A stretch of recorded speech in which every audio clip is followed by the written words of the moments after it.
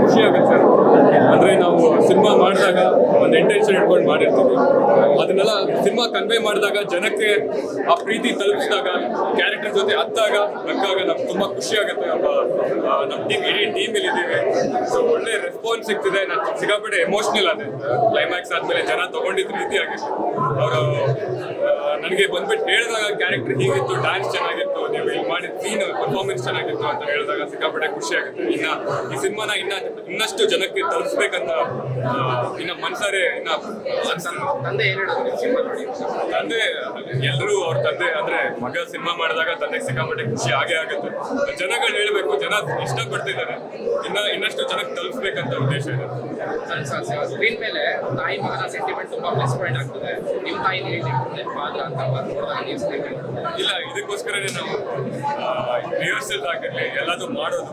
So ತಾಯಿ ಮಗು ಒಂದು ಸೆಂಟಿಮೆಂಟ್ ತುಂಬಾ ಇನ್ನೋಸೆಂಟ್ ಆಗಿ ತೋರಿಸಿದ್ದೀವಿ. ಸೊ ಅದನ್ನ ಜನ ಮೆಚ್ಚಿದಾಗ ತುಂಬಾ ಖುಷಿ ಆಗುತ್ತೆ. Sudharani madam actually entire credit ಹೋಗ್ಬೇಕು.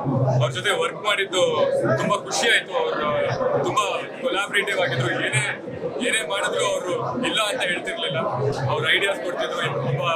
ಒಬ್ಬ ಸೀನಿಯರ್ ಆಕ್ಟರ್ ನಮ್ಗೆ ಈ ತರ ಸಪೋರ್ಟ್ ಮಾಡಿದಾಗ ಪರ್ಫಾರ್ಮೆನ್ಸ್ ನೋಡಿರ್ತೀರ ಹೇಗೆ ಬಂದಿದೆ, ತುಂಬಾ ಖುಷಿ ಆಗುತ್ತೆ. ಸರ್, ಫೈನಲಿ ಸಿನಿಮಾ ರಿಲೀಸ್ ಆಗಿದೆ. ಇವತ್ತಾದ್ರೂ ನಿದ್ರೆ ಬಂತು ನಿಮಗೆ?